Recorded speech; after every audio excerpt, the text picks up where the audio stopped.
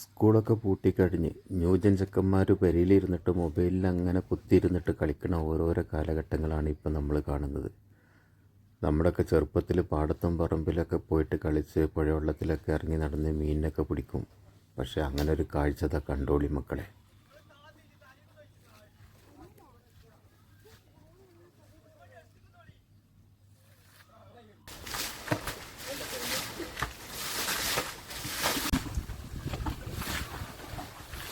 എന്തുമാത്രം കഷ്ടപ്പെടുന്നുണ്ട് അവർ. എന്നാൽ അവരെ വീട്ടിലെന്തെങ്കിലും പണിക്ക് വിളിച്ചിട്ടുണ്ടെങ്കിൽ കിട്ടില്ല.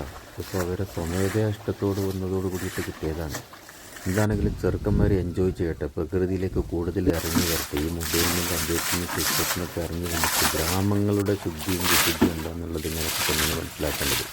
കുട്ടികളെ, നിങ്ങൾക്ക് അഭിനന്ദനങ്ങൾ. നിങ്ങളിൽ നിന്ന് ഒരുപാട് വരും തലമുറ ഇനിയും പഠിക്കാനുണ്ട്.